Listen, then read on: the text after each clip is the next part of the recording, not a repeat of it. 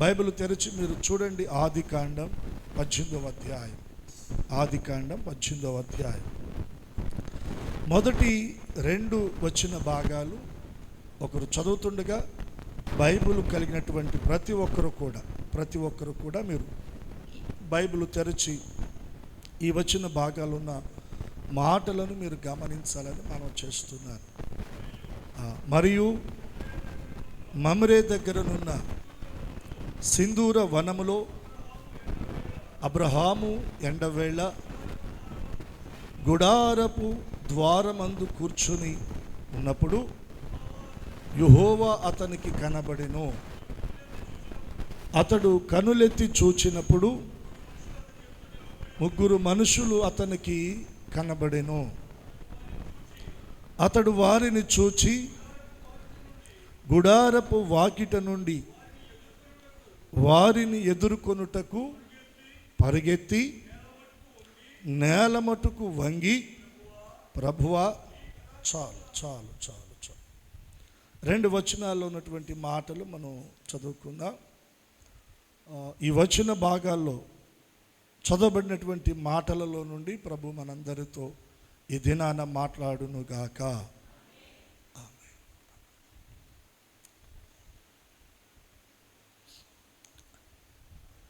అబ్రహామును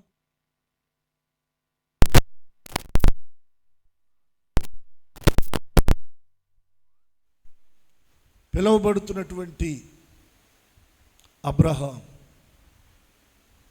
అబ్రహామును గూర్చి సాక్షాత్తు దేవుడే పలికిన మాట, అతడు నా స్నేహితుడైన అబ్రహాము. దేవునికి స్నేహితుడుగా, విశ్వాస వీరుడుగా, విశ్వాసులకు తండ్రిగా పిలువబడినటువంటి అబ్రహామును గూర్చి మనం ఈ వచ్చిన భాగాల్లో చదివిన మాటలు కాస్తంత జాగ్రత్తగా మనం గమనించగలిగితే మన ఆత్మీయ జీవితానికి, మన భక్తి జీవితానికి, దేవునిలో ఆత్మీయంగా మనము ఎదగడానికి కొన్ని అనుభవాలు ఖచ్చితంగా మనకు ఉపయోగపడతాయి. ఎంత శ్రద్ధగా దేవుని మాటలను మనం వినగలమో, వినిన మాటలు ఎంత శ్రద్ధగా మన హృదయంలో భద్రపరుచుకోగలమో, హృదయంలో భద్రపరుచుకున్న దేవుని మాటలను ఎంతగా మనం గైకొనగలమో అంతగా దేవుడు మనల్ని దీవిస్తాడు. నమ్మితే 2 చేతులెత్తి స్తోత్రం చెప్పండి. వాక్యము వినాలి, వాక్యాన్ని మనం చదవాలి, వాక్యాన్ని మనము గైకొనాలి. ఈ 3 అనుభవాలు ఖచ్చితంగా మన జీవితంలో మనం కలిగి ఉండాలి. గమనించండి, ఇక్కడ మరియు మమ్రే దగ్గరనున్న సింధూర వనములో అబ్రహాము ఎండవేళ గుడారపు ద్వారమందు కూర్చొని ఉన్నప్పుడు, అబ్రహాము ఎండవేళ గుడారపు ద్వారమందు కూర్చొని ఉన్నప్పుడు యెహోవా అతనికి కనబడెను. దేవుని చూడాలని ఎంతమందికి ఆశ ఉంది? మోషే కూడా ఆశపడ్డాడు, అయ్యా నిన్ను నేను ఒకసారి చూడాలనుకుంటున్నానని. మోషే అంతటి భక్తునికే దేవుడు ఏమన్నాడంటే, నన్ను చూడటానికి కుదరదు. ఎలా ప్రభా మరి? అయితే ఓ పని చెయ్యి, ఆ బండ సందున నీవు నిలవబడు, నేను నిన్ను దాటి వెళ్ళేటప్పుడు నా వెనక భాగం, నా మహిమను నీవు చూస్తావు అని దేవుడు మోషేకి చెప్పాడు. అప్పుడు వెంటనే మోషే బండ సందున నిలిచి ఉన్నాడు.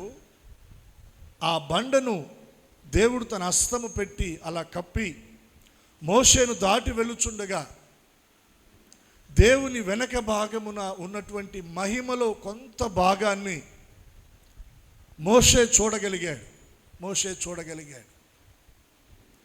దేవుని చూడాలన్న ఆశ మంచిది.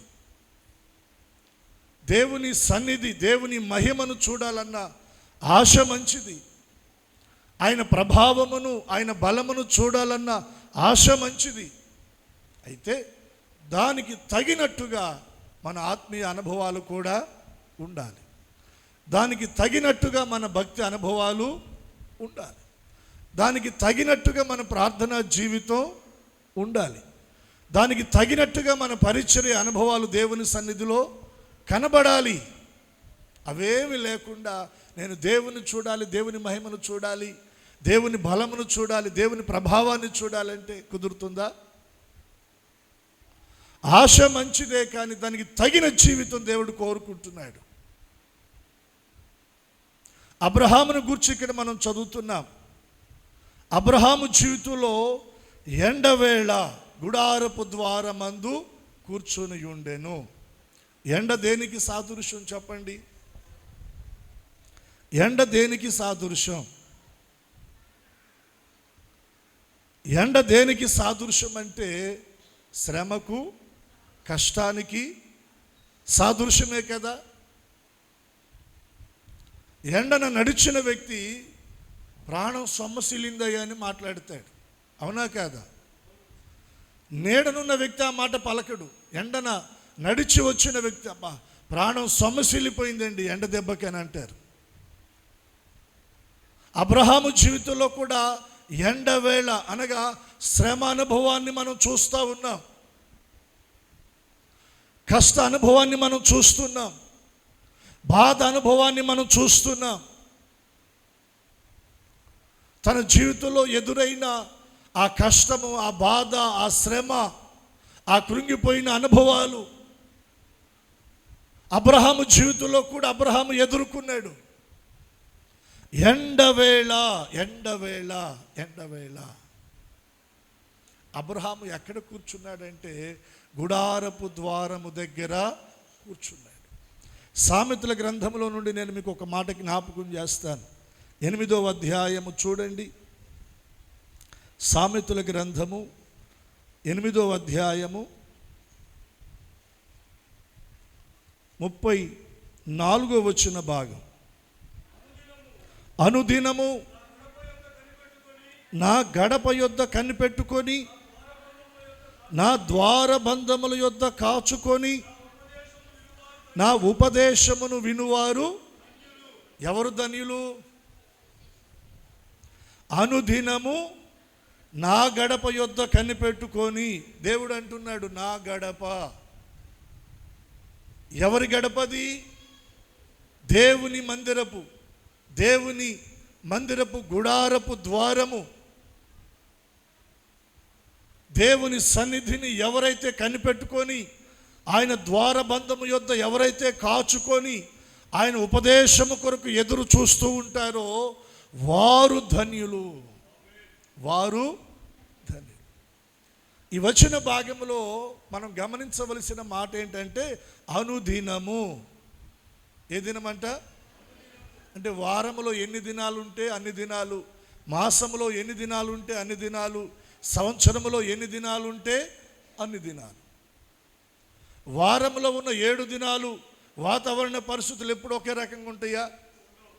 ఒక మాసములో 30 దినాలు వాతావరణ పరిస్థితులు అన్నీ ఒకే రకంగా ఉంటాయా?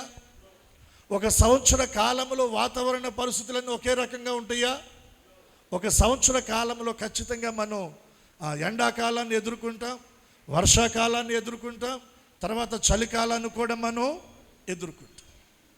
అంటే అనుదినము అంటే వర్షాకాలమైనా, చలికాలమైనా, ఎండాకాలమైనా, అది ఏ కాలమైనా దేవుడు ఏం కోరుకుంటున్నాడంటే నా గడప యొద్ద, నా ద్వారము యొద్దుట, నా సన్నిధిలో, నా పాదాలు చెంత, నా ఉపదేశము కొరకు, నా మాటల కొరకు ఎవరైతే కనిపెట్టుకొని ఉంటారో వారు ధన్యులు. వారు ఎవరంట? ధన్యులు. ఎందుకు ధన్యులో మనం చూద్దాం. అబ్రహాము గుడారపు ద్వారం దగ్గర కూర్చున్నాడంట. అప్పుడు వాతావరణ పరిస్థితి ఎలా ఉంది? ఎండవేళ. ఎండ కష్టానికి, శ్రమకు సూచనగా కనబడుతుంటే ఎండైనా పర్వాలేదు, కష్టమైనా పర్వాలేదు, శ్రమైనా పర్వాలేదని దేవుని గుడారపు ద్వారం దగ్గర దేవుని సన్నిధి పాదాల చెంత అబ్రహాము కనిపెట్టుకొని ఉన్నాడు. రెండు చేతులే దేవునికి మనం స్తోత్రం చెల్లిద్దాం. అబ్రహాము జీవితంలో ఎదురైన ప్రతికూల పరిస్థితులను బట్టి, ఇబ్బందులను బట్టి, శ్రమలను బట్టి దేవుని విడిచిపెట్టాడా? చెప్పాలి. దేవుని విడిచిపెట్టాడా? దేవుని సన్నిధిని విడిచిపెట్టాడా? దేవుని సహవాసాన్ని విడిచిపెట్టాడా? మరి మన పరిస్థితి ఎలా ఉందో ఒకసారి మనం ఆలోచన చేద్దాం. కొందరైతే మరీ చిత్రం, సంతోషం వచ్చినా తట్టుకోలేరు, బాధ వస్తే కూడా దేవుని మందిరానికి మానేస్తారు, సంతోషం వస్తే కూడా దేవుని మందిరానికి మానేసే భక్తులు ఉన్నారు. ఏదైనా కాస్తంత కలిసి వచ్చి దేవుని ద్వారా మేలు పొంది కుటుంబంలో సంతోష వాతావరణం కనబడితే ఆ సంతోషాన్ని కుటుంబంతో ఎంజాయ్ చేయడానికి, సెలబ్రేషన్ చేయడానికి ఆదివారం మందిరాన్ని కొట్టేటువంటి భక్తులు కూడా అందరూ కాదు, కొందరు. ఈరోజే సెలవు వచ్చిందండి, పిల్లలు వచ్చారు, చుట్టాలు వచ్చారు, బంధువులు వచ్చారు, అందుకని దేవుని మందిరానికి మేము రాలేకపోయామనేటువంటి సాకులు చెప్పేవారు ఉన్నారు. సంతోషంలో దేవుణ్ణి మర్చిపోతున్నారు. కొందరేమో బాధలో దేవుణ్ణి మర్చిపోతున్నారు. ఏమొస్తామండి, మా బాధలు ఇన్నా అన్నా, మా కష్టాలు ఇన్నా అన్నా, మా సమస్యలు ఇన్నా అన్నా, ఇలా కష్టాలను బట్టి, శ్రమలను బట్టి, బాధలను బట్టి దేవునికి కొందరు దూరం అవుతున్నారు. అబ్రహాము జీవితంలో సంతోషమైన దేవుడే, బాధ అయిన దేవుడే. సంతోషము దేవుని పాదాల దగ్గర ఆనందించాడు, ఎంజాయ్ చేశాడు, సెలబ్రేషన్ చేసుకున్నాడు. కష్టాలు, బాధలు వచ్చిన దేవుని పాదాల దగ్గరే కూర్చున్నాడు. గుడారపు ద్వారం దగ్గర కూర్చున్నాడంట. దేవుని గుడారం, ప్రత్యక్షపు గుడారం, దేవుని సన్నిధి అనే గుడారం, దేవుని మందిరం అనే గుడారపు ద్వారం దగ్గర అబ్రహాము కూర్చున్నాడు. భక్తుడైన దావీదు ఏమంటాడంటే, మొదటి కీర్తనలో, దుష్టుని ఆలోచన చొప్పున నడవక, పాపుల మార్గమున నిలువక, అపహాసకులు కూర్చుండు చోటున. ఎక్కడ కూర్చోకూడదు? ఏమవుద్ది? అపహాసకులు కూర్చున్న చోట కూర్చుంటే మన భక్తి పాడవుతుంది, మన ఆత్మీయత పాడవుతుంది. అపహాసకులు అంటే వాళ్ళ మీద వీళ్ళ మీద జోకులు వేసుకుంటూ, కుళ్ళు జోకులు. ఏ జోకులు చెప్పండి? కుళ్ళు జోకులు వేసుకుంటూ, పరిహాసం చేస్తూ, హాస్యాస్పదంగా వారిని తక్కువ చేస్తూ మాట్లాడుతూ కాలాన్ని, సమయాన్ని వృధా చేసుకునేటువంటి వారు. దావీదు భక్తుడు అంటున్నాడు, అటువంటి వారి దగ్గర కూర్చోకూడదు. మరి ఎక్కడ కూర్చోవాలి? యెహోవా ధర్మశాస్త్రమునందు ఆనందించుచు, దివారాత్రములు దానిని ధ్యానించుచు, దేవుని సన్నిధిలో, దేవుని మందిరపు గుడారము, ఆయన పాదముల చెంత దేవుని వాక్యాన్ని మనం ధ్యానం చేస్తూ కూర్చోగలిగితే, ఆ వ్యక్తిని గురించి అక్కడ వ్రాయబడినటువంటి మాటలు ఏంటంటే, అతడంట నీటి కాలవల యోరన నాటబడినటువంటి వాడై ఆకు వాడక తన కాలమందు. దేవుడు నీకు ఒక కాలాన్ని ఏర్పాటు చేశాడు. దేవుడు నీకు ఒక సమయాన్ని ఏర్పాటు చేశాడు. ఏంటి ఆ కాలం? ఏంటి ఆ సమయం? నీ తల పైకి ఎత్తబడే కాలం, నీవు ఘనపరచబడే సమయం, దేవుని కృపలో నీవు హెచ్చించబడే గడియలు నీ కొరకు ఉన్నాయి. ఒక సమయం ఉంది. ఆ సమయంలో నీవు నీ తల పైకి ఎత్తబడి, దేవుని నామ మహిమార్థమై నీవు ఘనపరచబడి, నువ్వు ఫలించాలి, దీవెనకరంగా నువ్వు మారాలి అంటే నువ్వు కూర్చోవలసింది దేవుని ధర్మశాస్త్రము దగ్గర, దేవుని వాక్యము దగ్గర, దేవుని సన్నిధిలో, దేవుని గుడారం ఆ ద్వారము దగ్గర నువ్వు కూర్చోవాలి. అపహాసకులు కూర్చున్న చోట కాదండి. ఇశ్రాయేలు ప్రజలు ఓ సందర్భంలో త్రాగుబోతులతో కూర్చున్నారంట త్రాగడానికి. ఆ తర్వాత మనం గమనిస్తే వారి మీదకి దేవుని ఉగ్రత వచ్చింది. కొన్ని వేల మంది ఆ రోజున చనిపోవటం జరిగింది. దానికి కారణం ఏంటంటే వారు తినడానికి కూర్చొని ఆడటానికి లేచారండి. తాగుబ్రోతుల దగ్గర కూర్చొని వారు సమయాన్ని గడిపారు. దాని యొక్క ఫలితం వారి జీవితంలో దేవుని ఉగ్రతను చూశారండి. దేవుని ఉగ్రతను చూశారు. అయితే అబ్రహాం ఎక్కడ కూర్చున్నాడంటే గుడారపు ద్వారము దగ్గర కూర్చున్నాడండి. దేవుడు అంటున్నాడు, అనుదినము నా ద్వార బంధముల యొద్ద కూర్చొని, ఆయన గుడారపు వాకిట కూర్చొని ఆయన ఉపదేశము కొరకు కనిపెట్టుకున్నటువంటి వారు ధన్యులంట. గమనించండి, అబ్రహాము జీవితాన్ని మనం గమనిస్తే, అబ్రహాము ఎండవేళ గుడారపు ద్వారమందు కూర్చొని ఉన్నప్పుడు యెహోవా అతనికి కనపడ్డాడు. చాలా దూరాన కనపడ్డాడు. అబ్రహాము చాలా అలా చూశాడు, గమనించాడు. దేవుడే నన్ను ఎదుర్కోవడానికి, నా గృహాన్ని, నా కుటుంబాన్ని దర్శించడానికి ఆయన నా దగ్గరకు వస్తూ ఉన్నాడు. నేనెంత ధన్యుడను, దేవుడు నాకెంత ధన్యత ఇస్తూ ఉన్నాడు అని హృదయంలో సంతోషిస్తూ ఉన్నాడు. ఇందాక మనం సామెతల గ్రంథంలో చదువుకున్నాం కదా, ఆయన ఉపదేశం కొరకు కనిపెట్టుకున్న వారు ధన్యులు. ఏంటి ఆ ధన్యత అంటే, ఎవరైతే ఆయన కొరకు కనిపెట్టుకుంటారో వారిని దర్శించడానికి ఆయనే వారిని ఎదుర్కొంటాడు, ఆయనే వారిని కలుసుకుంటాడు, ఆయనే వారి గృహాలను దర్శిస్తాడు. అబ్రహాము కనులెత్తి చూశాడంట. ఎవరు కనపడ్డారు? దేవుడే కనపడ్డాడు. గుడారపు ద్వారము యొద్ద కూర్చున్న అబ్రహాముకు దేవుడు కనపడ్డాడు. దేవుని సన్నిధిలో ఆయన పాదముల చెంత గడిపే మనకు దేవుని దర్శన భాగ్యము దొరుకుతుంది. ఆయన మహిమను చూచే ఆ భాగ్యాన్ని మనం పొందుకుంటాం. చూచి ఇటువైపే వస్తూ ఉన్నాడు కదా, ఖచ్చితంగా నా దగ్గరకు వస్తాడు, నా కుటుంబాన్ని దర్శిస్తాడు అని అక్కడే కూర్చున్నాడా అంటే అక్కడే కూర్చోలేదండి. దేవుడు మనల్ని దర్శిస్తుంటే మన జీవితంలో మనం నిలవలేము. ఏ విషయాల్లో మనం నిలవలేము. చూడండి, అక్కడ అబ్రహామును గురించి మనం చదువుతున్నటువంటి మాటలు. అతడు కనులెత్తి చూచినప్పుడు 3 మనుషులు అతని ఎదుట నిలవబడి ఉండిరి. 3 మనుషులు, తండ్రి, కుమార, పరిశుద్ధాత్మ దేవుడు. మొదటిగా యెహోవా దేవుడుగా కనబడ్డాడు. మరలా వెంటనే కనులెత్తి పరీక్షించి చూస్తే ఇప్పుడు ఎంతమంది కనబడతా ఉన్నారు?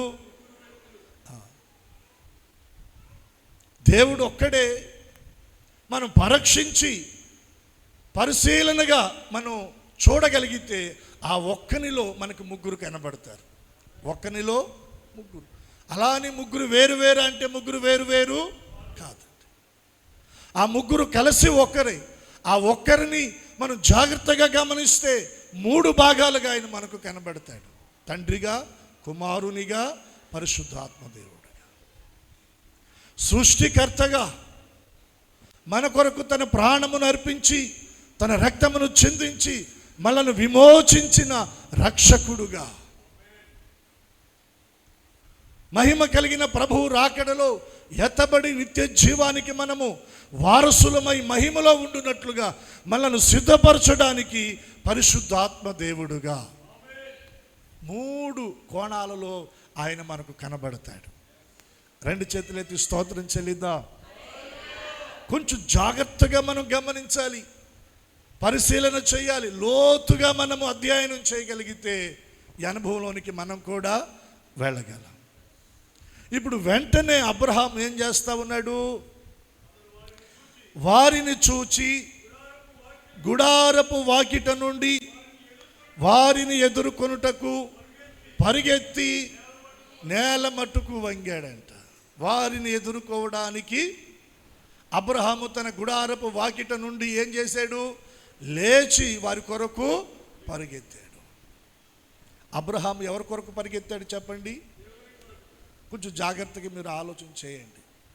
గుడారపు ద్వారమందు కూర్చున్న అబ్రహాము కొరకు దేవుడే వస్తూ ఉన్నాడు. అబ్రహాము కొరకు దేవుడు వస్తూ ఉండగా దేవుణ్ణి ఎదుర్కోవటానికి అబ్రహాము ఆ గుడారపు ద్వారము నుండి లేచి దేవుని కొరకు పరిగెత్తుతున్నాడు. అర్థమైందా? దేవుడేమో అబ్రహాము కొరకు వస్తున్నాడు, అబ్రహామేమో దేవుని కొరకు పరిగెత్తుతున్నాడు. దేవుడు నిన్ను దర్శించాలి, దేవుడు నిన్ను దీవించాలి, దేవుడు నిన్ను గొప్ప చేయాలని దేవుడు తలంచి ఆయన నిన్ను దర్శిస్తూ ఉండగా, ఇప్పుడు దేవుని కొరకు నేను ఏదో ఒకటి చెయ్యాలి అన్న ఆలోచన తప్పన ఖచ్చితంగా మన వైపు నుండి కూడా మనం కలిగి ఉండాలా లేదా? అటువంటి ఆలోచనతో ఇప్పుడు దేవుని కొరకు అబ్రహాము పరిగెత్తుతున్నాడు. నా దేవుని నేను ఎదుర్కోవాలి, నా దేవుని నేను కలుసుకోవాలి, దగ్గరగా నేను ఆయనను చూడాలి, ఆయన సన్నిధిని నేను అనుభవించాలి అని గుడారపు వాకిట నుండి లేచి అబ్రహాము దేవుని కొరకు పరిగెడుతున్నాడు. ఈరోజున ఒక ప్రశ్న, దేవుని కొరకు పరిగెత్తే అనుభవం నీకుందా? దేవుని కొరకు పరిగెత్తే అనుభవం నీకు ఉందా? రెండు చేతులు ఎత్తి స్తోత్రం చెప్పండి. అబ్రహాము దగ్గర మనం నేర్చుకోవలసిన ఒక గొప్ప ఆత్మీయ అనుభవం ఏంటో తెలుసా? అబ్రహాము దేవుని ఎదుర్కోవడానికి దేవుని కొరకు అబ్రహాము పరిగెత్తుతున్నాడు. అబ్రహాము దేవుని ఎదుర్కోవడానికి దేవుని కొరకు అబ్రహాము పరిగెత్తుతున్నాడు. అప్పుడు అబ్రహాము వయసు ఎంత చెప్పండి? 99 సంవత్సరాలు. దేవుని కొరకు పరిగెత్తేటప్పుడు అబ్రహాము తన వయసును గురించి ఆలోచన చేశాడా? వయసును గూర్చి, అరే నేను ముసలోడిని, 99 సంవత్సరాలు, ఈ వయసులో నేను ఏడ పరిగెత్తుతాను, నా వల్ల ఏడవుతుంది అని అన్నాడా? రెండోది, పోనీ తన ఆరోగ్య ఆ పరిస్థితులు తనకి సహకరించేటట్లు ఉన్నాయా ఆ వయసులో? దేవుని వాక్యం అంటుంది, మృతతుల్యమైన శరీరముతో అబ్రహాము ఉన్నాడంట. అంటే శరీరం అంతా ముడతలు పడిపోయింది. ముడతలు పడిపోయిన శరీరములో ఆరోగ్యం పరిపూర్ణంగా ఉంటుందా? ఆరోగ్యం పరిపూర్ణంగా లేదు. ఇప్పుడు తన ఆరోగ్యాన్ని జ్ఞాపకం చేసుకుంటున్నాడా? దేవుని కొరకు పరిగెత్తవలసిన సమయంలో అబ్రహాము తన వయసును గమనించలా, అబ్రహాము తన ఆరోగ్య పరిస్థితులను కూడా గమనించలా. ఈ రెండింటిని పక్కన పెట్టేశాడు. మూడవదిగా అబ్రహాము దేవుని కొరకు పరిగెత్తవలసి వచ్చినప్పుడు గుడారములో ఉన్న శారము గురించి ఆలోచన చేయలే. పనివారు ఉన్నారు, వీరిని ఎలా చక్కబెట్టాలని వారిని గురించి ఆలోచన చేయలే. బోలెడంత సంపద ఇంట్లో ఉండిపోయింది. నేను ఇప్పుడు దేవుని కొరకు పరిగెత్తితే మరి దీనికి ఎవరు కాపుదల, భద్రత, ఎవరు సెక్యూరిటీ అని తన ధనం మీద తన మనసు పెట్టలా. వాటిని కూడా పక్కన పెట్టాడు. దేవుణ్ణి కలుసుకోవడానికి, దేవుణ్ణి ఎదుర్కోవడానికి దేవుని కొరకు అబ్రహాము పరిగెత్తుతున్నాడు. ఈ రోజున దేవుని కొరకు ఒకవేళ నువ్వు పరిగెత్తాల్సి వస్తే, దేవుని కొరకు ఒకవేళ నువ్వు పరిచర్య చేయవలసి వస్తే, దేవుని కొరకు ఒకవేళ నువ్వు పని చేయాల్సి వస్తే, దేవుని కొరకు ఒకవేళ నువ్వు నిలబడవలసి వస్తే, దేవుని కొరకు ఒకవేళ నువ్వు సాక్ష్యం ఇవ్వవలసి వస్తే, దేవుని కొరకు ఒకవేళ నువ్వు దేవుని సన్నిధిలో కనబడవలసి వస్తే, నీ ఆలోచన, నీ తలంపు, నీ అంతరంగంలో ఎన్ని మెదులుతున్నాయి, ఎన్ని నిన్ను ఆటంకాలుగా, నిన్ను అభ్యంతరాలు కలగచేసి నిన్ను ఆపుతున్నాయి. ఒకసారి నువ్వు ఆలోచన చేయి. వాటిని సాకులుగా చూపెట్టి నువ్వు ఆగిపోయిన సందర్భాలు నీ జీవితంలో ఎన్నున్నాయో ఒకసారి ఆలోచన చేయి. అబ్రహామును దేనిని కూడా దేవుని కొరకు పరిగెత్తుతుండగా అబ్రహామును ఏది కూడా ఆపలేకపోయింది. ఆపింది అబ్రహాముని? చెప్పండి, ఆపిందా? 90 సంవత్సరాలు అబ్రహాం, 99 సంవత్సరాలు కదండి. అంత వయసు ఇంచుమించుకు ఇక్కడ మనకి ఎవరికి లేదు. నేను మన మందిరంలో కొంతమంది యవనస్తులు నడి వయసు కలిగినటువంటి వారిని గమనిస్తూ ఉంటాను, ఆరోగ్యంగా ఉన్నటువంటి వారిని గమనిస్తూ ఉంటాను. కొంచెం ఎక్కడో ఎందుకు ఇలా వీళ్ళు దేవుని కొరకు నిలబడలేకపోతున్నారు అనేటువంటి బాధ. కొంతమందిని గమనిస్తే హృదయం చాలా సంతోషిస్తుందండి. నేను దేవుని మహిమ కొరకు చెప్తా ఉన్నాను. లలితమ్మ గారు, ఆమె కళ్ళు సరిగ్గా కనపడవు. ఇంట్లో ఎవరైనా ఉన్నారంటే ఇంట్లో ఎవరు కూడా ఆమెకు తోడు లేరు. ఆమె ఆరోగ్య పరిస్థితులు కూడా అంతంత మాత్రమే. నేను గమనిస్తాను, బుధవారం కానీ, శనివారం కానీ, ఆదివారం కానీ తడవులు ఆడుకుంటా కూడా దేవుని మందిరానికి వస్తుంది. అంటే ఒంటరితనం ఆమెను దేవుని దగ్గరికి రావటానికి ఆమెను ఆపల. వయసు పైబడి కళ్ళు కనబడటంలా ఆయన దేవుని మందిరానికి రాకుండా ఉండటానికి అవి ఆమెను ఆపలేకపోయినాయి. ఆరోగ్య పరిస్థితులు సహకరించు అయినా అవి ఆపలేకపోయినాయి. ఆమె హృదయంలో ఉన్నటువంటి ఆ దైవ సంబంధమైనటువంటి ఆ మంట ఏదైతే ఉందో ఇవేవి ఆమెను ఆపలేకుండా చేసినాయి.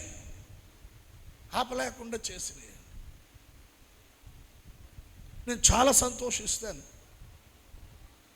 భాగ్యవతమ్మ గారు, ఆమెకి దాదాపు చాలా వయసు పైబడిన, సాక్ష్యం ఏం ఉండదు. ఒక్కోసారి నాకు ఎసుకుదాలు వచ్చింది, ఏమి లేదు ఇప్పుడు రాకపోతే ఏమైంది వెనకమాల నుంచి ముందుకి అని. కానీ దేవుని కొరకు ఏదో ఒక మాట సాక్ష్యంగా చెప్పి దేవుని నేను మహిమపరచాలి. ఏదో ఒక మాట. అసలు ఈరోజు నేను మందిరానికి రావటమే ఒక గొప్ప సాక్ష్యం. ఆమెకి క్యాన్సర్కి సంబంధించిన ఆపరేషన్లు రెండో మూడో జరిగినాయి. ఆదివారం ఇంట్లో చర్చిలో కనపడాలని ఆమెకున్న తపన, దాని వెనక ఉన్న ఆటంకాలు కూడా బోలెడండి. మగ పిల్లలు లేరు, ఆడపిల్లలే. అంటే వాళ్ళపైన వాళ్ళ కుటుంబాల మీద ఏం ఆధారపడాలా? వాళ్ళు ఎందుకని అంటారు, వెళ్ళమని వాళ్ళు ఎంకరేజ్ చేయరు. కానీ వాళ్ళకు చెప్పుకొని అవకాశం ఉన్నంత వాటికి మందిరానికి పరిగెత్తుతుంది. బుధవారం వస్తుంది, శనివారం వస్తుంది, ఆదివారం వస్తుంది. మన జీవితంలో ఒక్కోసారి ఆదివారమే మనకు కష్టమైపోతూ ఉంది. దేవుని మందిరానికి రావటం, దేవుని కొరకు పరిగెత్తడానికి, దేవుని ఆరాధించడానికి ఆదివారమే మనకు కష్టమైపోతూ ఉంది. ఎంత విచారం! మన వయసు ఎంత, దేవుడు మనకిచ్చిన ఆరోగ్య పరిస్థితులు ఏంటి? ఈ వయసులో ఇంత మంచి ఆరోగ్యం కలిగి ఉన్నప్పుడు కూడా దేవుని కొరకు మనం నిలబడలేకపోతే, దేవుని కొరకు మనం పని చేయకపోతే, దేవుని కొరకు మనం పరిగెత్తకపోతే ఇంకెప్పుడు పరిగెత్తుతామండి? వృధాగా మనం గడిపే సమయాన్ని బట్టి, దేవుని సన్నిధిని నిర్లక్ష్యం చేస్తూ వృధాగా కాలయాపన చేసే సమయాన్ని బట్టి ఒక దినాన దేవుని దగ్గర మనం లెక్కప్ప చెప్పాలి. దానికి తగినటువంటి పర్యవేక్షణాలను ఖచ్చితంగా మన జీవితంలో మనం ఎదుర్కోవాల్సి వస్తుంది. ఈరోజు పర్వాలేదు అని మనం అనుకోవచ్చు అండి, ఈరోజు పర్వాలేదని అనుకోవచ్చు. కానీ దేవుని వాక్యం అంటా ఉంది, ఆకస్మికంగా వస్తాయంట. గర్భిణీ స్త్రీకి ప్రసవేదన ఎప్పుడు వస్తుందో తెలుసా? డాక్టర్ గారు డేట్ ఇస్తారు. ఒక్కోసారి ఆ డేట్ అప్పుడు ఏముండదు, డేట్ తర్వాత రావచ్చు, లేదా డేట్ కంటే ఇంకా ముందే పురిటి నొప్పులు రావచ్చు. ఇప్పుడు హ్యాపీ, ఏదో నడుస్తుంది, కాలం గడుస్తుంది, రోజులు అని మనం అనుకోవచ్చు దేవుని సన్నిధిని నిర్లక్ష్య పెట్టి. కానీ వాటన్నిటినీ దేవుడు ఒక దినాన్ని లెక్కలోనికి ఆయన తెస్తాడు. బెల్షెజర్ దగ్గర దేవుడు లెక్క చూడలేదా? త్రాసులో పెట్టలేదా? రాజ్యం తీసివేయలేదా? శత్రువు చేతికి అప్పగించలేదా? దేవుని ఎరుగని అన్యులను గూర్చి కాదండి, దేవుడు తన ప్రేమను నీకు రుచి చూపించాడు. నీ కన్నులు తెరిచాడు, నీ హృదయం తెరవబడింది. దేవుని ప్రేమను నువ్వు గుర్తించావు, దేవుని ప్రేమలోనికి నువ్వు వచ్చావు. పరలోక సంబంధమైనటువంటి ఆ మహిమలో నువ్వు పాలువాడవయ్యావు. ఎరిగిన నీవు నిర్లక్ష్యంగా ఉంటేనే దేవునికి కోపం వస్తుంది. ఎరగనటువంటి వారిని గురించి కాదు, ఎరిగి దేవుని కొరకు ఇంకా నీకు నిలబడే అనుభవం, పరిగెత్తే అనుభవం లేకపోతే నీ విషయంలో దేవుడు ఎంత దుఃఖపడుతున్నాడో ఆలోచన చెయ్యి. మనం ఆలోచన చేయాలి. ఆ వయసులో అబ్రహాము దేవుని కొరకు పరిగెత్తాడంట. పరిగెత్తాడు. దేవుని దగ్గరికి పరిగెత్తాడు. హల్లెలూయా. దేవుని దగ్గరికి పరిగెత్తే వారికి మేలు కలుగుతుందా, కీడు కలుగుతుందా, లాభం కలుగుతుందా, నష్టం కలుగుతుందా? కన్నీళ్ల పర్యంతం అవుతారా? వారి జీవితంలో ఉన్న కన్నీరు తొడవబడుతుందా? వారి జీవితాలు చీకటి అలుముకుంటుందా? వారి జీవితాలు వెలుగుతో నింపబడతాయా? మరి మనకి మంచే జరుగుతుంది కదా, మరి ఇంకా ఎందుకు దేవుని దగ్గరికి పరిగెత్తడానికి ఆలస్యం? దేవునికి ఒకసారి 2 చేతులు ఎత్తి స్తోత్రం చెప్పండి. మీరు చూడండి, లూకా సువార్త 19వ అధ్యాయము 2వ వచనాన్ని మీరు గమనించండి. లూకా సువార్త 19వ అధ్యాయము 2వ వచనం. ఇదిగో సుంకపు గుత్తదారుడైనటువంటి ధనవంతుడు జక్కయ్య అను పేరు కలిగినటువంటి వ్యక్తి యేసు ఎవరో అని చూడగోరెను గాని పొట్టివాడైనందున జనులు గుంపు కూడినందున చూడలేకపోయిను. ఈయనకు కూడా యేసు ఎవరో చూడాలన్న ఆశ కలిగింది. ఆశను బట్టి వచ్చాడు, కానీ అక్కడ అభ్యంతరాల, ఆటంకాలు, అడ్డులు ఎదుర్కొన్నాడు. నిరాశపడి ఇంటికి తిరిగి వెళ్ళలేదు, కానీ ఒక మాస్టర్ ప్లాన్ వేసాడు. అప్పుడు యేసు ఆ త్రోవన రానయ్యున్నాడని కనుక అతడు ముందుగా పరిగెత్తి, ఈ మాట నోట్ చేయండి, అతడు ముందుగా పరిగెత్తి ఆయనను చూచుటకు మేడు చెట్టెక్కెను. చప్పట్లు కొట్టి దేవుని నామాన్ని కనపరుద్దాం. జక్కయ్య పరిగెత్తుతున్నాడు. దేని కొరకు? యేసును చూడాలి.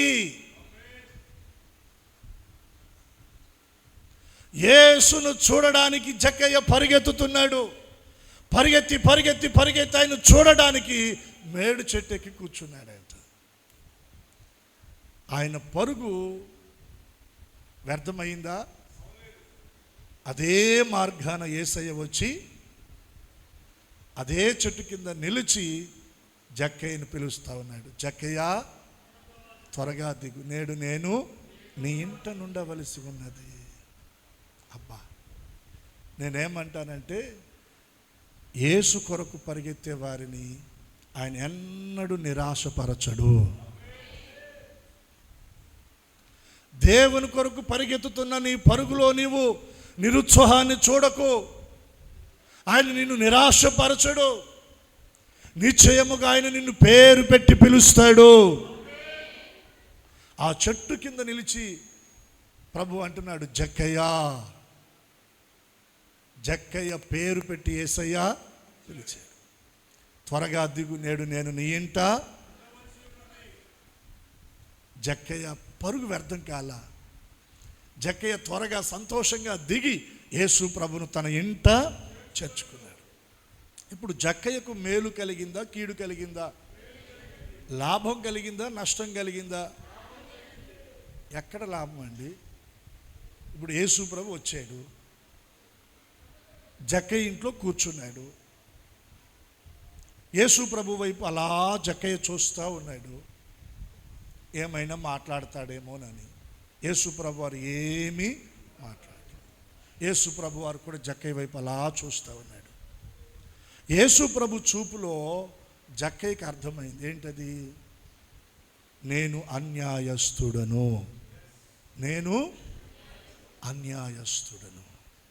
చాలామంది దగ్గర అన్యాయంగా నేను ధనాన్ని ఆర్జించాను.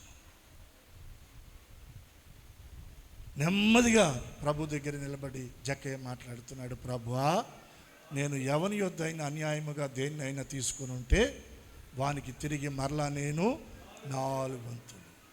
అంటే ఇప్పుడు జక్కయ్య తీసుకున్న రూపాయికి 4 రూపాయలు కలిపి ఇస్తే లాభమా, నష్టమా? చెప్పాలా? రూపాయికి 4 రూపాయలు పోతున్నాయిగా జక్కయ్య ఇంట నుండి, అవునా కాదా? ఇది కంటికి బాహ్యంగా కనబడుతుంది, జక్కయ్యను మనం పలకరించేమయ్యా, యేసు ప్రభువును అనవసరంగా నీ ఇంటికి తెచ్చుకున్నావు, ఆయన కోసం అనవసరంగా పరిగెత్తావు, ఇప్పుడు చూడు రూపాయికి 4 రూపాయలు పోతుంది, అనవసరంగా నువ్వు నష్టపోతున్నావంటే జక్కయ్య అంటాడు, ఈ ధనము శాశ్వతమైనది కాదు.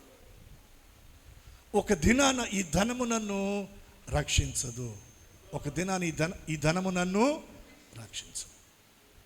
అక్కరకు రాని నన్ను రక్షించని ఈ ధనము నా దగ్గర ఉన్నా లేకపోయినా పర్వాలేదు. నా ఇంటిలోనికి ఎవరు వచ్చారు? జీవప్రదాత. బుద్ధి జ్ఞానములు సర్వ సంపదలు కూడా ఆయనలో అంటే నా ప్రతి అక్కరను తీర్చగలిగిన నిధి యేసయ్య నా ఇంట ఉన్నాడు. కంటికి కనబడే ఈ ధనం అశాశ్వతమైన ఈ ధనము ఒకవేళ నేను పోగొట్టుకున్నా నేను బికారిని కాను, దరిద్రుడును కాను, ఆకలితో పస్తుండను. నా ప్రతి అక్కర అవసరం తీర్చగలిగిన నిధి నా ప్రభు. హల్లెలూయా. ఆయనను నేను సంపాదించుకున్నాను, ఆయన నా ఇంట చేర్చుకున్నాను, ఆయనను నేను కలిగి ఉన్నాను. ఆయన ముందు ఇది దేనికి కూడా ఎన్నికకు రాదు. నేనేమనుకుంటా అంటే అక్కడ జక్కయ్య యేసయ్య మనసును ఎరిగాడు. ఎవరి మనసును ఎరిగాడు? ఎన్ని రోజులకు ఎరిగాడు? ఒకవేళ యేసు ప్రభు జక్కయ్య త్వరగా దిగు, నేడు నేను నీ ఇంట ఉండవలసి ఉన్నదని జక్కయ్యతో మాట్లాడిన ఆ క్షణము మొదలుకొని జక్కయ్య ప్రభువును ఇంట చేర్చుకున్న ఆ గడియల వరకు ఒక 2 గంటలో 3 గంటలో ఒక 4 గంటలో మనం అనుకుందామండి. 4 గంటల్లో యేసు ప్రభు మాట్లాడిన మాటలేంటి? జక్కయ్యతోటి ఒకే ఒక మాట, జక్కయ్య త్వరగా దిగు, నేడు నేను నీ ఇంట. ఇదే, ఇక దానికి మించి ఏమీ యేసయ్య మాట్లాడలే.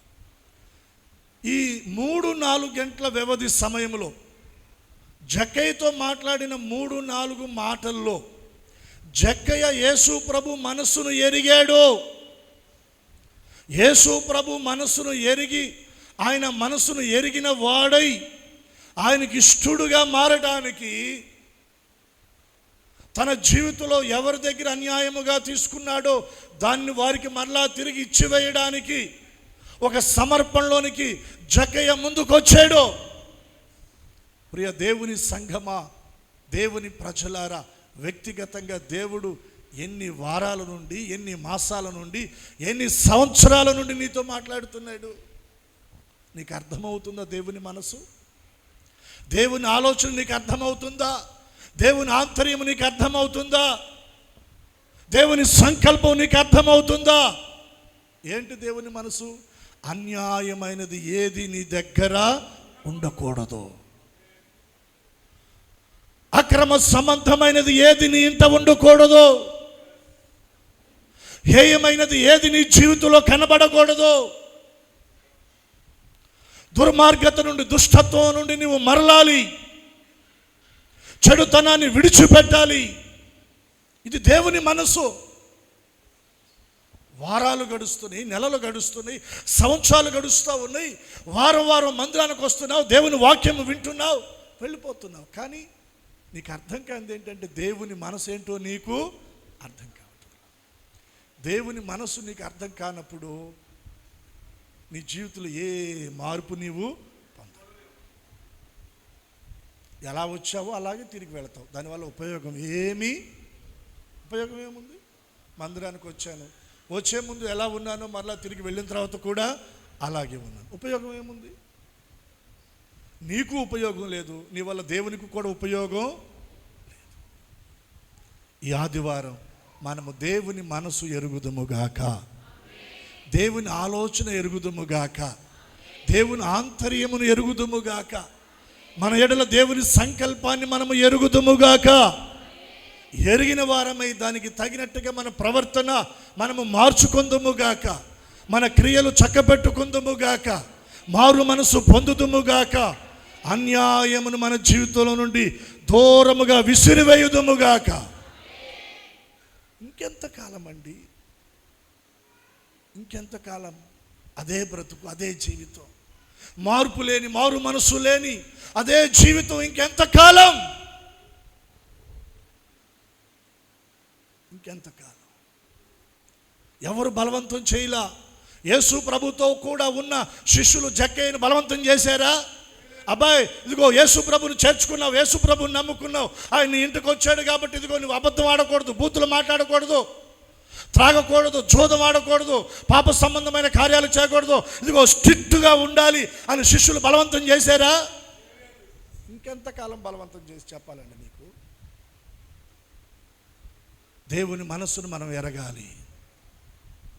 కాలాన్ని బట్టి చూస్తేనంట కొందరు బోధకులై దేవుని కొరకు సేవ చేయవలసిన వయసు ఉందంట, కానీ ఇంకా చిన్నపిల్లలు వచ్చి చెప్పాల్సి వస్తుందంట, అట్లా కాదు, ఇట్లా కాదు, అట్లా అని. దేవునిలో ఎదగలేని, దేవుని మనసు ఎరగలేని స్థితి, దేవుని హృదయం, దేవుని ఆంతర్యాన్ని ఎరగలేని స్థితి. ఎరగలేకపోవడం బట్టి మనలో ఇంకా సరైన లోతైన ఆ పశ్చాత్తాపం, మారు మనసు మనకు కలగదు. దేవుని ప్రేమను రుచిస్తే చెప్పండి, చెడుతనం మన జీవితంలో ఉంటుందా? నేను రాత్రి చెప్పాను, శుక్రవారం నైటు రమణప్ప పాలెం అనేటువంటి ఒక గ్రామంలో దేవుని వాక్యం చెప్పడానికి నేను వెళ్ళాను. తెనాలి ఐతా నగర్లో పాస్టర్ జెర్మియా గారు డేట్ బుక్ చేసి తీసుకుని వెళ్ళారు. ఆయన అది వాళ్ళ సొంతూరు. వాళ్ళ నాన్నగారు దేవుడు దర్శించగా సేవ చేయాలని ఆశపడ్డాడు, కానీ సేవ చేయలేకపోయాడు. ఆయనకు వివాహం అయినప్పుడు, ప్రభు నాకు కుమారుని ఇస్తే నా కుమారుని ద్వారా సేవ చేయిస్తానని ప్రభు దగ్గర ప్రార్థన చేసుకున్నాడు. ఆయన ప్రార్థన ఆలకించి దేవుడు కుమారుని ఇచ్చాడు. చిన్నప్పటి నుండి భక్తిలో ఆ బిడ్డను పెంచుతూ ఉన్నాడు. యుక్త వయసులోకి వచ్చేటప్పటికి కొన్ని చెడు సహవాసాలను బట్టి భయంకరంగా త్రాగటానికి, సిగరెట్లు తాగటానికి, మందు తాగటానికి, అల్లరచిల్లరగా తిరగటానికి అలవాటైపోయాడు. ఆ పాస్టర్ గారు చెప్పిన మాట, కేవలం నా స్నేహితులను బట్టే నేను చెడిపోయాను, కేవలం నా స్నేహితులే. ఇదిగో పలానా వాడు నాకు మందు అలవాటు చేశాడు, పలానా వాడు నాకు సిగరెట్లు అలవాటు చేశాడు, పలానా వాడు ఇలా ఇలా, నా జీవితం వారిని బట్టే పాడైపోయింది. కానీ దేవుని సంకల్పం ఆయన సేవ చేయాలని. వాళ్ళ నాన్నగారి యొక్క ఆలోచన, ఆశ, కుమారుడు సేవ చేయాలని, బైబిల్ ట్రైనింగ్కి చెన్నై పంపించాలని ఆలోచన కలిగి చెప్తా ఉంటుంటే వినే విధానంలో ఆయన లేడంట. ఈ విషయాన్ని స్నేహితుల దగ్గర పంచుకుంటే వాళ్ళు గుడ్ ఐడియా ఇచ్చారంట. కాదంటాం ఎందుకు, ట్రైనింగ్కి పంపించేటప్పుడు డబ్బులు ఇస్తాడు కదా, ఆ డబ్బులు తీసుకో, వెళ్ళు చెన్నై, ఆ డబ్బులు అయిపోయేదాకా అక్కడ ఫుల్ ఎంజాయ్ చేయి, తిరిగి మళ్ళీ వచ్చేదానికి ఛార్జీలు పెట్టుకో, వచ్చేయి, నాకు ఇంట్రెస్ట్ లేదో వచ్చేసానని చెప్పు. ఏమంటాడు మీ నాన్న? ఇట్లాంటి సలహాలు ఇచ్చేటువంటి వాళ్ళు మంచి స్నేహితులా? దుష్ట సాంగత్యం మంచి నడవడిని. మంచి స్నేహితుడు ఏం చేస్తాడంటే చెప్పండి, గాయాన్ని చేస్తాడు. కపట మిత్రులు ఏం చేస్తారు? లెక్కలేనన్ని ముద్దులు పెడతారు. ఈరోజు నీ స్నేహం ఎవరితో? నీ మేలును కోరేవారితోనా? నీ జీవితాన్ని, కుటుంబాన్ని పతన స్థితిలోనికి నడిపించే వారితోనా? దుష్ట సాంగత్యం మంచి నడవడిని పాడు చేస్తుంది. ప్రియ యవనస్తులారా, మీ స్నేహం దేవుని ప్రజలతో, దేవుని పిల్లలతో మీరు కలిగి ఉండండి. ప్రార్థనా పరులతో మీరు కలిగి ఉండండి. మీ జీవితం ఫలిస్తుంది, మీ కుటుంబాలు దీవెనకరంగా ఉంటాయి. స్నేహితుల మాట విని వాళ్ళు ఇచ్చిన సలహా తీసుకొని వాళ్ళ నాన్నగారికి సరేనన్నాడంట. 2,000 రూపాయలు ఇచ్చాడంటే, ఎవరో ఒకళ్ళని తెరిచి ట్రైన్ ఎక్కించమని పంపిస్తే విజయవాడలో ఆయనతో పాటు కూడా ఇంకొక 3-4 ట్రైనింగ్ అని బయలుదేరారంట. అందరూ అక్కడ ఉన్నారు. ఇంకొక అరగంట టైం పట్టుద్దంట ట్రైన్ రావడానికి. ఈలోపు వాళ్ళ స్నేహితులు పార్టీ అడిగితే వాళ్ళందరిని అక్కడ పెట్టి వాళ్ళ స్నేహితులు తీసుకుని వెళ్ళి బీరు బాటిల్స్ కొనుక్కొని, సిగరెట్లు కొనుక్కొని తాగేసి, సిగరెట్లు తాగి ఏం ఎరగనట్టుగా మళ్ళీ చక్కగా స్టేషన్లోకి వచ్చేసారు. వాళ్ళు వచ్చిన ఒక 5 నిమిషాలు ట్రైన్ రాగానే ట్రైన్ ఎక్కేసి వెళ్ళిపోయారు. అక్కడికి వెళ్ళిన తర్వాత ఆ బైబిల్ కాలేజీలోకి లోనికి వెళ్ళారు. బైబిల్ కాలేజీ వాళ్ళు గేట్లు వేసేసారంట. తను వెళ్ళేటప్పుడు అనుకున్నాడంట, ఇక్కడ మన కాలేజీలాగా వెళ్ళొచ్చు, రావచ్చు, మన ఇష్టం ఏదైనా చేయొచ్చు అని. కానీ అక్కడ లోనికి వెళ్ళటమే కానీ బయటికి రావటం ఉండదంట. అక్కడ లోన ఉన్నటువంటి కఠినమైన పరిస్థితులను బట్టి తట్టుకోలేక బయటికి రాలేక అల్లాడిపోతున్నాడంట. ఓ రోజున సీనియర్స్తో కలిసి ఈవినింగ్ టైంలో దేవుని మందిలో కూర్చొని పాటలు పాడుతూ ప్రభువుని ఆరాధిస్తూ ఉన్నారంట. వారికంటే సీనియర్ స్టూడెంట్ ఆరాధన చేస్తూ కన్నుల వెంబడి కన్నీళ్లు కారుస్తూ ఉన్నాడంట. ఒక పావు గంట 20 నిమిషాల పాట పాడుతూ అలా కన్నీళ్లు విడుస్తూ ఉంటుంటే ఆ వ్యక్తినే చూస్తూ ఉన్నాడంట. పాపం ఏ బాధ వచ్చిందో, ఏ కష్టం వచ్చిందో,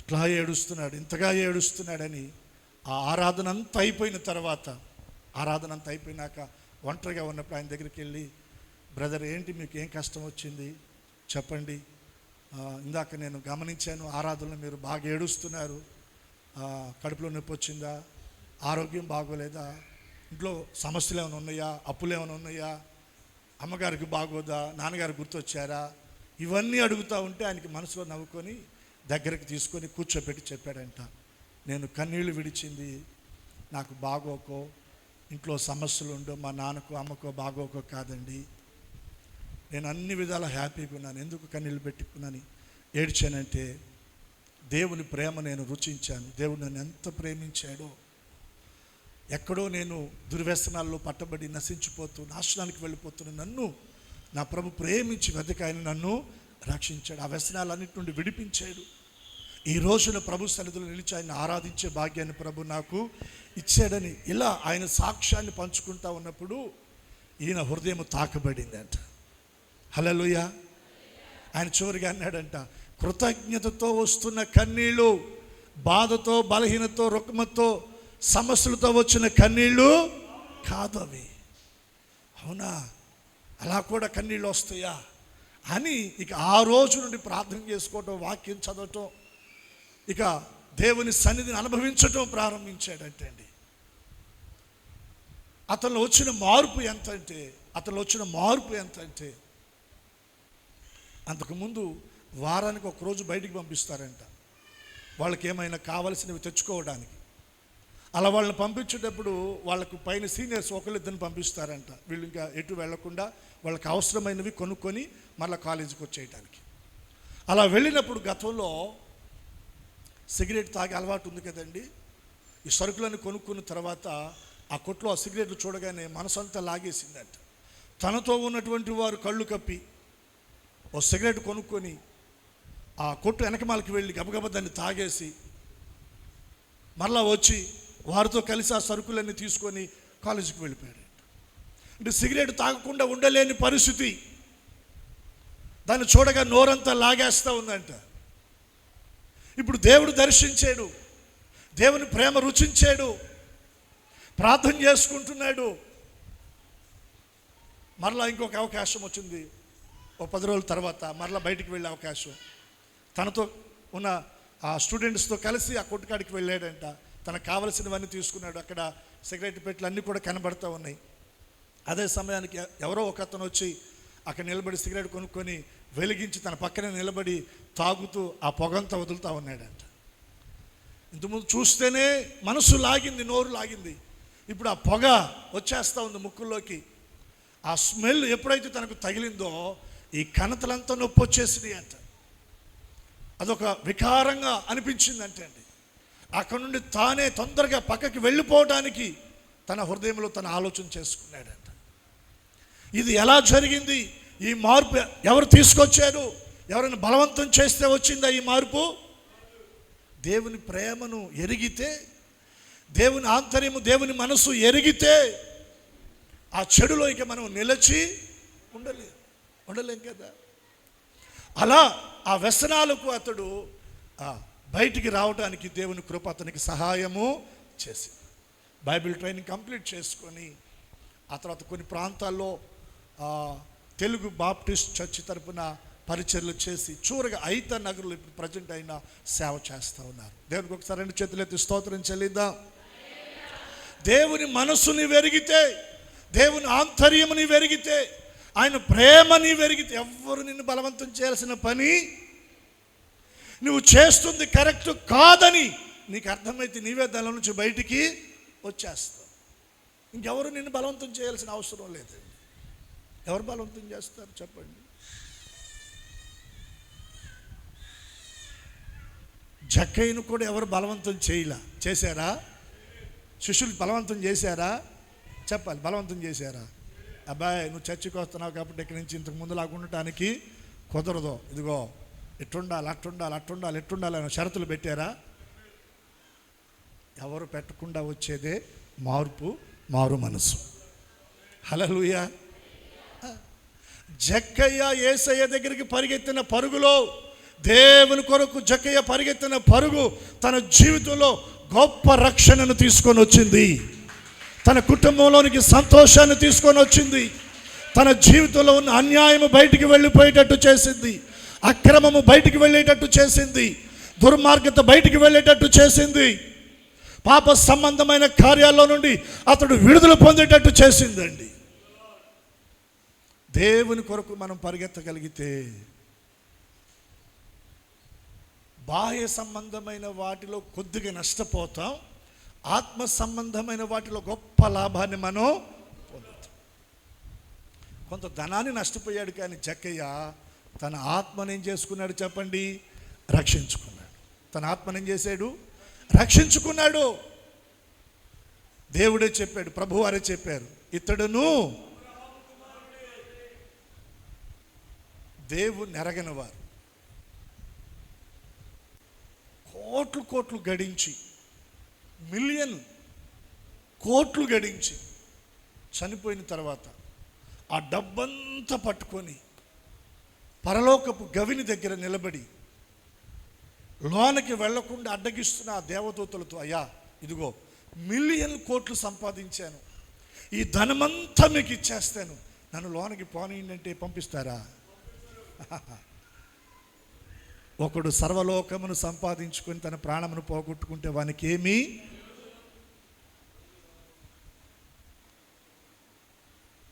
ధనము పరలోకానికి మనలను చేర్చదు. మనలను చేర్చేది ప్రభువే. హల్లెలూయా. ఆ ప్రభువును మనం కలిగిన వారంగా ఉండాలి. ఆ ప్రభువును మనం వెంబడించే వారంగా ఉండాలి. ఆ ప్రభువును మన హృదయంలోనికి చేర్చుకున్న వారంగా ఉండాలి. ఇతడును అబ్రహాము కుమారుడు, ఎందుకనగా నేడు ఇంటికి దేవుని కొరకు నువ్వు పరిగెత్తితే నీకు కాదు నీ ఇంటికి కూడా ఆయన రక్షణ ఇస్తాడు. జక్కయ్య పరుగు వృధా కానే. ఇప్పుడు అబ్రహాము పరిగెత్తాడు ఎవరి దగ్గరికి? దేవుణ్ణి కలుసుకోవడానికి. పరిగెత్తి ఏం చేశాడు చెప్పండి? నేల మట్టుకు వంగాడు. నేల మట్టుకు వంగి ఏం చేశాడు? నమస్కారము చేశాడు. ఉంది ఆ మాట చూడండి, 18వ అధ్యాయం 2వ వచనంలో, వారిని ఎదుర్కొనడానికి పరిగెత్తి నేల మట్టుకు వంగి. చాలండి, వంగి. ఎక్కడి దాకా వంగాడు? ఇలా అన్నాడా? ఇలా అన్నాడా? ఈ తల ఎక్కడి దాకా వెళ్ళిపోయింది చెప్పండి? నేల దాకా వెళ్ళింది. అంటే నేను అనుకుంటున్నాను, ఈ తలను తండ్రి కుమార పరిశుద్ధాత్మ త్రియేక దేవుని పాదాల దాకా ఈ తలను అబ్రహాము వంచేశాడు. తల దాకా, ఆ పాదాల దాకా వంచేశాడు. మనం ఎలా చెప్తాం? ఇంకొంచెం మన ఎదుట ఉన్నవారు కొంచెం పెద్దవారు అనుకోండి, కొంచెం వినయాన్ని ప్రదర్శించడానికి ఇలా అంటాం, అంతే కదా? ఇంకా కొంచెం ఏదన్నా అంటే ఇంకా కొంచెం ఇలాగా అంటాం. కానీ అబ్రహాము నేల మట్టుకు వంగిపోయాడు. నేల మట్టుకు వంగిపోయాడు. ఇక్కడ ఒక విషయం చెప్తానండి. అబ్రహాము స్టేటస్ మన స్టేటస్ పక్కన పెట్టుకుందాం. అబ్రహాం ఆర్థిక స్థితిగతులు మన ఆర్థిక స్థితిగతులు పక్కన పెట్టుకుందాం. అబ్రహాముకున్న గుర్తింపు మన గుర్తింపు కొంచెం పక్కన పెట్టుకుందాం. ఇప్పుడు మన తగ్గింపు అబ్రహాము తగ్గింపు దేవుని సన్నిధిలో ఎలా ఉందో ఒకసారి మనం ఆలోచించాలి. సైకిల్ దగ్గర నుంచి బైక్ వస్తే మన లెవెలే మారిపోద్ది. బైక్ దగ్గర నుంచి కాస్త కారు వస్తే అబ్బో ఇక అసలు మనం పట్టడానికి, పూరింట్లోంచి రేకుల షెడ్లోంచి కొంచెం డాబాలోకి వస్తే కాలర్లు నిలబడతాయి అంట. కాలర్లు నిలబడతాయి అంట.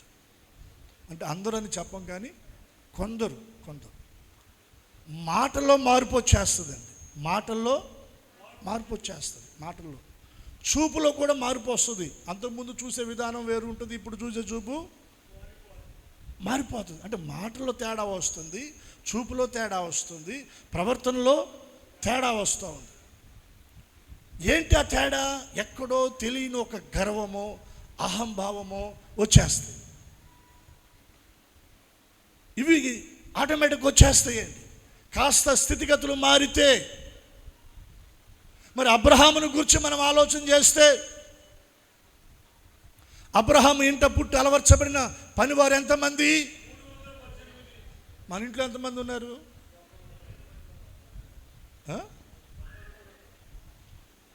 ఏమి లేకపోతేనే అంతంత. మరి ఎవరైనా ఒకవేళ ఒకళ్ళిద్దరిని పెట్టుకున్నాం అనుకోండి పనికి, అంట్లు కడగడానికో లేకపోతే ఇల్లు శుభ్రం చేయడానికో, ఇక వాళ్ళ మీద మన పెత్తనం అండి. స్తోత్రం చెప్పండి. మరి అబ్రహాం ఇంటి ఎంతమంది ఉన్నారు? అంతమంది పనివారి మీద అబ్రహాం యజమానుడుగా, ఆ యజమానుడు స్థాయిలో ఉన్న అబ్రహాము దేవుని దగ్గర వంగిపోయాడు. దేవుని మందులోకి వస్తే మరి కాస్త మనం తగ్గించుకుంటున్నామా, తలపైకి ఎత్తుతున్నామా? మన మాట, మన ప్రవర్తన, మన భక్తి ఎలా ఉంది? కొంతమంది అసలు బిగుసుకుపోతారు. మేమండి వీళ్ళతో పలక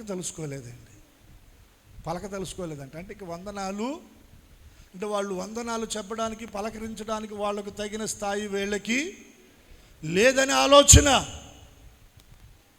అది తగ్గింప. అబ్రహాము ఎంతటి ఆర్థిక స్థితిగతులు కలిగిన వాడైనప్పటికీ కూడా దేవుని దగ్గరకు వచ్చేటప్పటికి నేల మట్టుకు ఏమైపోయాడంట? వంగిపోయాడు. మరి దేవుని ఎదుట మన తగ్గింపు ఈరోజు ఎలా ఉంది? మన ప్రవర్తనలో తగ్గింపు ఉందా? మన మాటల్లో తగ్గింపు ఉందా? మన క్రియల్లో తగ్గింపు ఉందా? ఒకసారి మనం ఆలోచన చేద్దాం. అబ్రహాము వెండి బంగారములు కలిగిన ఒక్క రవల నకిలీ సొత్తే మెళ్ళలోకి తోడుకోటలు తేలికైపోద్ది. చెప్పండి. ఇరుగు పొరుగోళ్ళు కూడా ఇక ఆ మెడ ఇడుదిప్పి అడుదిప్పి. అబ్రహాము దగ్గర ఎంత బంగారం ఉందో, ఎంత వెండి ఉందో లెక్కే. కేజీలు ఉన్నా కూడా అబ్రహాం ఆ బంగారం పక్కన పడేసి ఏమి లేదయ్యా అని నేల మట్టుకు ఏమైపోయాడు? వంగిపోయాడండి. అబ్రహాం ఇంట పనివారు, వెండి బంగారాలు, ఓ రాజులు సైతం అబ్రహాం ఎదుటి నిలబడి సెల్యూట్ కొట్టారు. ఆ స్థాయి అబ్రహాముది. ఏమైపోయాడు? నేల మట్టుకు వంగిపోయాడు. అంతటి అబ్రహాం అంటాడు, ప్రభువా నీ కటాక్షము నా మీదనున్న ఎడల ఇప్పుడు నీ దాసుని, నేను ఒక పన్నోడినయ్యా, ఒక దాసున్నయ్యా, నీ కటాక్షము నాకు కొద్దిగుంటే ఎవడితో నాకు సంబంధం లేదు, ఎవడు అవసరం నాకు లేదు. ఇంతున్న అబ్రహాము దేవుని కటాక్షాన్ని కోరుకుంటున్నాడండి. మనకి ఎంత ఉందన్నది కాదు, మన మీద దేవుని కటాక్షం ఉందా లేదా అన్నదే. ఈ రోజున దేవుని కటాక్షాన్ని మనం పొందుకోవాలంటే నేనేమంటానంటే మనం దేవుని కొరకు పరిగెత్తాలి. దేవుని ఎదుట మనల్ని మనం తగ్గించుకోవాలి. దేవుని గుడారపు ద్వారం దగ్గర మనము కూర్చోవాలి. మొదట ఎక్కడ కూర్చున్నాడు చెప్పండి? గుడారపు ద్వారం దగ్గర కూర్చున్నాడు. రెండవది దేవుని కొరకు పరిగెత్తాడు. మూడవది నేల మటుకు వంగాడు. ఈ 3 అనుభవాలు మనం కూడా కలిగి దేవుని కటాక్షాన్ని మనము పొందుదముగాక.